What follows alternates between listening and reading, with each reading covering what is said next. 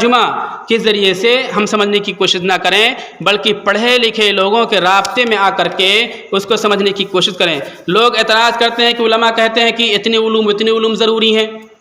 قرآن میں جتنے بھی علوم آپ کو حاصل ہو جائیں اتنے ہی زیادہ فائدہ ہے۔ مثلاً قرآن، شاہ ولی اللہ محدث دہلوی رحمۃ اللہ علیہ کہتے ہیں کہ قرآن میں 5 طرح کے معنی مطالب ہیں۔ پہلا یہ ہے احکام، یعنی قوانین جو نکالے جاتے ہیں۔ دوسرا ہے جدل، یعنی ڈیبیٹ، بحث، مباحثہ۔ اس کے علاوہ 3 دوسرے ہیں جو نصیحت اور ذکر کی چیزیں ہیں۔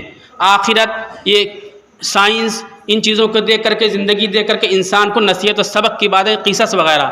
یہ 3 چیزیں تو ہر کوئی سمجھ سکتا ہے، تھوڑا پڑھا لکھا جو پڑھنا جانتا سمجھ سکتا ہے، لیکن احکام نکال لے یا بحث مباحثہ کر لے، بغیر گہرے علم کے انسان نہ احکام نکال سکتا نہ بحث مباحثہ کر سکتا ہے۔ تو جو علماء کہتے ہیں مختلف علوم ضروری ہیں، اس میں احکام نکالنے کے لیے اور ڈیبیٹ کے لیے لازم قرار دیتے ہیں۔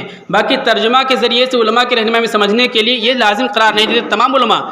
ڈیبیٹ میں دیکھیے، ایک ڈاکٹر صاحب کا آڈیو 8-9 سال پہلے میں نے سنا تھا، اپنے ہندوستان ہی کے، تب باہر رہتے ہیں وہ، انہوں نے اقرأ بسم ربک الذی خلق خلق الانسان من علق، علق کے سلسلے میں بحث چل رہی تھی دوسری قوم کے مناظر سے، ڈیبیٹر سے۔ تو انہوں نے کہا قرآن نے کہا کہ انسان کو ہم نے علق سے پیدا کیا، علق اس کو کہتے ہیں، جونک کو کہتے ہیں۔ پھر اس طرح سے سائنس سے ثابت کیا کہ قرآن نے یہ جو کہا یہ غلط کہا۔ اب ڈیبیٹ کیسے کرو گے آپ؟ اگر آپ میڈیکوز ہو، اناٹمی، فزیولوجی پڑھے ہوئے ہو، تو اس کے مطابق آپ علق کو کا ڈیفینیشن، اس کو ایکسپلین کرنے کی صلاحیت رکھتے ہو تو سامنے والے کا جواب دے سکتے ہو، ورنہ وہ کہے گا کہ تمہارے قرآن میں یہ چیز غلط لکھی ہوئی ہے۔ چنانچہ ان ڈاکٹر صاحب نے اس علق کو جب ایکسپلین کیا تو اس کو ماننا پڑا اور سامنے کے لوگوں نے بھی مانا۔ تو ڈیبیٹ کے لیے، جدل کے لیے جتنے بھی علوم ہو وہ کم ہیں۔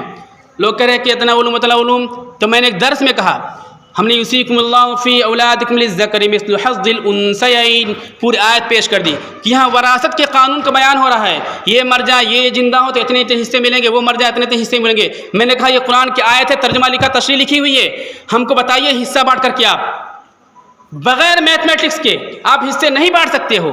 قرآن کہتا ہے زکوٰۃ کا حکم دیتا ہے، نماز کا حکم دیتا ہے، آپ زکوٰۃ کا طریقہ صرف قرآن کے ترجمے سے بتا دیجیے، ہم کو نہیں بتا سکتے بغیر حدیث کے علم کے۔ نماز کا طریقہ بتا دیجئے بغیر حدیث کے علم کے۔ تو جو علماء کہتے ہیں احکام کو نکالنے کے لیے اور ڈیبیٹ اور بحث مباحثہ کے لیے علوم، بے شمار علوم ضروری ہیں، لیکن نصیحت حاصل کرنے کے لیے، عام زندگی گزارنے کے لیے زیادہ علوم کی ضرورت نہیں ہے، یہ مطلب ہے۔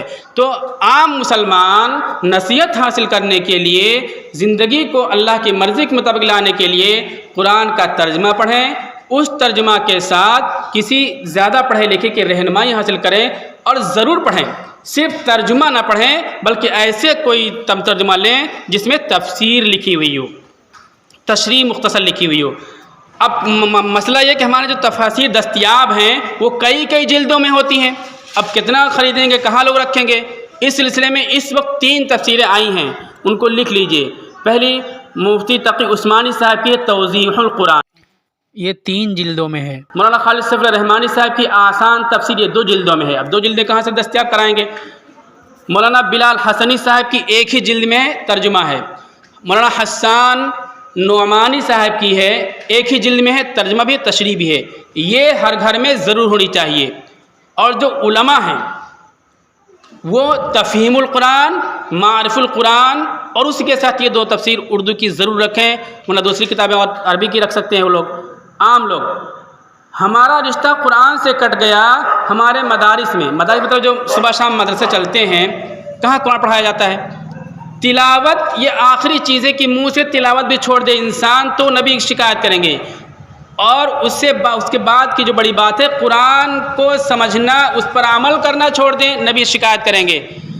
قرآن کو سمجھنے کا سلسلہ چلتا ہی نہیں ہے، جو درس ہفتہ واری لگتے ہیں اسی میں تھوڑے موڑے لوگ حاضر رہتے ہیں، وہ تو موقع نہیں ہوتا، انسان مصروفیت کا وقت ہوتا ہے۔ جو مدرسے مکتب چلتے ہیں ہمارے، ان مکاتب میں بھی قرآن کے ترجمے کا انتظام ہونا چاہیے۔ بچوں کو ریڈنگ آ جائے تو اس ریڈنگ کے بعد فوراً ترجمہ کے ساتھ پڑھانا چاہیے، کمپلسری کرنا چاہیے۔ میں اسکول کے بچوں کو صرف ترجمہ پڑھاتا ہوں، میں نے اپنی کتابوں میں بھی لکھا ہے، اس کا انتظام کرنا چاہیے۔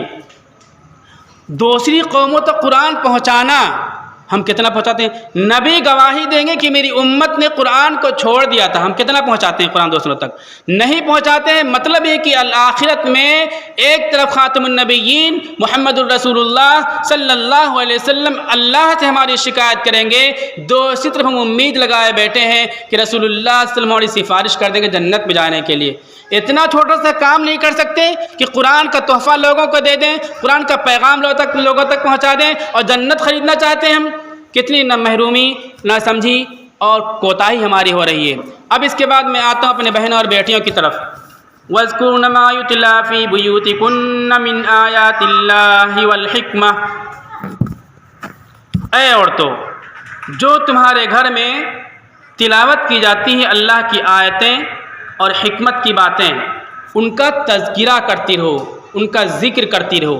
یہ عورتوں کو حکم دیا جا رہا ہے، اصل ازواج مطہرات کو حکم دیا جا رہا ہے، لیکن ازواج مطہرات آئیڈیل آدرش ہیں، ان کی معرفت ہماری بہنوں اور بیٹیوں کو یہ حکم دیا جا رہا ہے۔ اسپیشل الگ سے عورتوں کو حکم دیا جا رہا ہے کہ گھر میں اللہ کی آیتوں اور نبی کی سنتوں کا تذکرہ اور مذاکرہ کرتی رہیں۔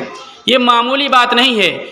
جتنے انقلابات آئے ہیں، جتنی تبدیلیاں سماج و معاشرے میں آتی ہیں، ان تمام انقلابات میں جتنے مومنٹ کھڑے ہوئے، جتنی تحریکیں برپا ہوئیں، جتنے کامیاب آندولن قائم ہوئے، ان تمام تحریکوں میں، ان تمام مومنٹ میں، ان تمام آندولنوں میں، ان تمام انقلابات میں پیچھے عورتیں ہی رہی ہیں۔ یہ بتانا یہ ہے کہ دین کے لیے، قرآن کے لیے، دین سے جوڑنے کے لیے جب عورتیں قربانی دیں گی تبھی مومنٹ آگے بڑھے گا اور دین کا غلبہ ہوگا، سنت کا غلبہ ہوگا۔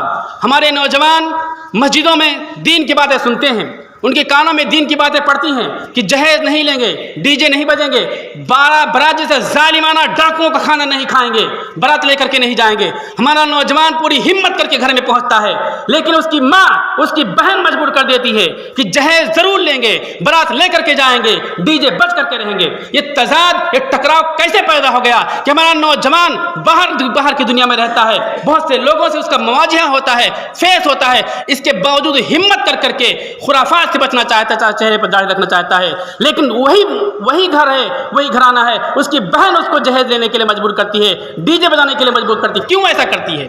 وجہ یہ ہے جو قرآن نے کہا وَاذْكُرْنَ مَا يُتْلَىٰ فِي بُيُوتِكُنَّ مِنْ آيَاتِ اللَّهِ، اس چیز کو چھوڑ دیا گیا۔ ہم نے مومنٹ سے، مشن سے، تحریک سے، آندولن سے، انقلابی کارروائیوں سے عورتوں کو جدا کر دیا۔ ان کے کانوں میں اللہ کے نبی کی، قرآن کی باتیں نہیں پڑتی ہیں، وہ اس تک توجہ نہیں دیتی ہیں، تو دوسری باتیں سنتی ہیں، دوسری سوچ بنتی ہے، اور پھر بھائی اور بہن میں ٹکراؤ، بیٹے اور ماں میں ٹکراؤ، اور ماں ساری خرافات، ساری رسومات ادا کراتی ہے، بہن ساری رسومات ادا کراتی ہے۔ تو یہ بات میں اپنی بہنوں اور بیٹیوں کے لیے کہہ رہا ہوں کہ اللہ تعالیٰ کا حکم ہے تمہارے لیے وَاذْكُرْنَ مَا يُتْلَىٰ فِي بُيُوتِكُنَّ مِنْ آيَاتِ اللَّهِ، اپنے گھروں میں اللہ کی آیتوں کا تذکرہ کرتی رہو، ذکر کرتی رہو۔ والحکمہ، حکمہ کا معنی عام مفسرین نے سنت سے کیا ہے کہ سنت کا تذکرہ کرتی رہو، اور حکمت کا ایک معنی وژڈم ہوتا ہے، عقل و دانش کی باتیں ہوتی ہیں، فہم و فراست کی باتیں ہوتی ہیں، فہم و فراست کی باتوں کا تذکرہ کرتی رہو۔ آپ ایسی ہوگی تو انقلاب آنے میں ٹائم نہیں لگے گا، حالات بدلنے میں ٹائم نہیں لگے گا۔ آپ ایسی نہیں ہوگی تو پھر غلامی کے دلدل سے اس قوم کو کوئی نکال نہیں سکتا ہے۔ عورتیں اندر رہیں گی، جس طرح ان کی اندر سوچ ہوگی وہ سوچ باہر آئے گی، اور باہر سماج اور سوسائٹی معاشرہ تبدیل ہوگا۔ عورتیں دیندار ہوں گی، اللہ کے کلام کا تذکرہ گھروں میں کریں گی، تو باہر ان کی گود میں پلنے والے لڑکے جب آئیں گے تو دین لے کر کے آئیں گے، اور دین کی اشاعت و تبلیغ کا ذریعہ ہوں گی۔ عورتوں کا ہاتھ اپنے بیٹا پر ہوگا، اپنے شوہر پر ہوگا، اپنے بھائی پر ہوگا کہ جاؤ اللہ کے راستے میں، اللہ کے دین کی سربلندی کے لیے اور اللہ کے دین کی نفاذ کے لیے، انصاف کی بالادستی کے لیے۔ تو ہمارے نوجوانوں کے پیروں میں کوئی بڑیڑ نہیں ڈال سکتا۔ لیکن اگر عورتیں بزدل ہوں گی، کم ہمت ہوں گی، اور دین کا عظمت اور اہمیت نہیں ہوگی، تو اپنے شوہروں کو، اپنے بھائیوں کو، اپنے بیٹوں کو کیا دین کے لیے بھیجیں گی؟ خود ہی دین کو چھوڑ کر کے دین کے سوداگر بن جائیں گی۔ ہمارے مردوں کو بھی فکر کرنے کی ضرورت ہے، ہماری عورتوں کو بھی فکر کرنے کی ضرورت ہے، اور اپنے مقام و مرتبے کی پہچاننے کی ضرورت ہے، اپنی ذمہ داری کو پہچاننے کی ضرورت ہے۔ ان کی ذمہ داری یہ دی گئی کہ گھر میں رہیں گی اور کیا کریں گی؟ وَاذْكُرْنَ مَا يُتْلَىٰ فِي بُيُوتِكُنَّ مِنْ آيَاتِ اللَّهِ وَالْحِكْمَةِ، اللہ کی آیتوں کا تذکرہ کریں گی، سنت کا تذکرہ گھروں میں کرتی رہیں گی، تو پھر نسلیں جوان ہوں گی۔ اور ہم لوگوں کی ذمہ داری یہ ہے کہ قرآن سے جڑیں، اس کے معنی مطالب کو سمجھنے کی کوشش کریں۔ اگر سمجھنے کی کوشش کرتے ہیں، اس پر عمل کرتے ہیں، اللہ تعالیٰ ترقی دیں گے۔ اللہ کے اس پیغام کو، اللہ کی اس کتاب کو دوسروں تک پہنچانے کی بھی ذمہ داری ہے۔ اگر دوسروں تک نہیں پہنچاتے ہیں تو اللہ کے نبی صلی اللہ علیہ وسلم ہماری شکایت کریں گے اللہ تعالیٰ سے۔ قرآن کے سلسلے میں 3-4 باتیں آ گئی۔ پہلی چیز کی تلاوت کا اہتمام کریں، سمجھ میں نہ آئے پھر بھی تلاوت کریں۔ دوسری چیز سمجھنے کی کوشش کریں، سمجھ کے پڑھنے کی کوشش کریں۔ میں نے 3-4 ترجمہ بتایا آپ کو۔ آسان تفسیر، توضیح القرآن، مولانا حسان نعمانی صاحب کا، مولانا بلال حسنی صاحب کا، یہ 4 ترجمے ہیں، پڑھ سکتے ہیں۔ مکتب جو ہمارے چلتے ہیں ان مکاتب میں یا تو مولانا بلال حسنی صاحب کا یا مولانا حسان نعمانی صاحب کا ایک ہی جلد میں ترجمہ ہے، اس کو لا کر کے بچوں کو ضرور پڑھائیں، گھروں میں پڑھائیں۔ اور ہماری عورتیں، ہماری بیٹیاں، ہماری بہنیں بھی اپنے فرض کو، اپنی ذمہ داری کو جانیں اور سمجھیں، اور عام مسلمان دوسروں تک اللہ کی اس کتاب کو پہنچائیں۔ اللہ تعالیٰ عمل کی توفیق دے۔